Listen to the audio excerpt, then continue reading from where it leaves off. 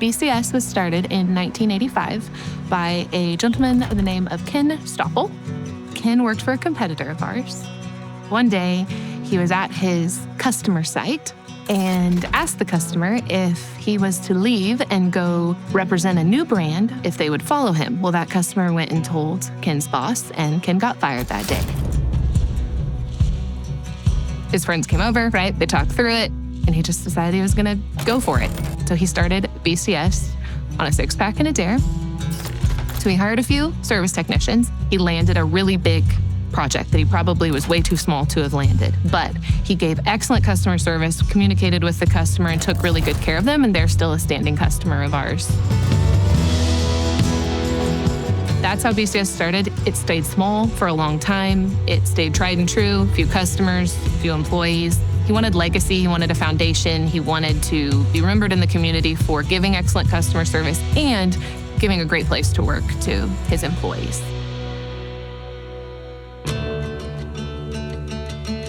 We were growing pretty exponentially, it seemed like, year over year, and we decided we needed to get to a different organizational structure to support the growth. I came in right at the start of a culture shift. We had to encourage people to follow these new guidelines, and it was difficult for some people. James led the way in that this is who we are, this is how we talk, this is what we stand for, and either get behind it or get out. James is larger than life. He's a big personality. He wants people to do good. We were discussing as a leadership group just making some structural changes to position us better for the future. And my feeling on it was, well, we're not really there yet. I wasn't sure of the timing, and James was very much, well, that's where we need to be. Then just go ahead and do it. I think a lot of that, the drive, James's sense of urgency is completely off the chart. Last year, we had all of the employees put a couple words into a word cloud to describe what they felt like BCS was. And I was really excited to get the information back. And what came back was the number one word that everyone said was challenging. And at first, I was bummed by it because challenging seems like such a negative connotation. And when I started asking people about it, they're like, no, I love the challenge. I love that every day is a new challenge of the customers we get to work with and solving their problems. I love that I am pushed to continue my learning. Being challenged and being surrounded by people that support you in that challenge is awesome.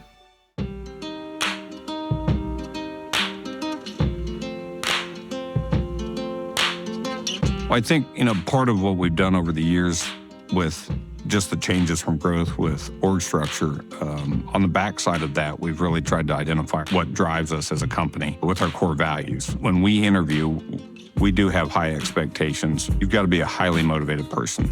I think that feeds into how we support our customers.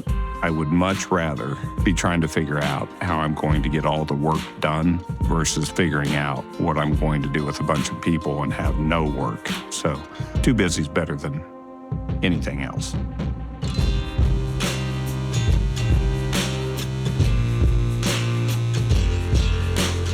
We've grown quite a bit at BCS the time I've been here the last 7 years. In Kansas City, we started with one small piece of an office building, and we expanded to a second location, quickly outgrew that, and now we have another location that we're expanding to.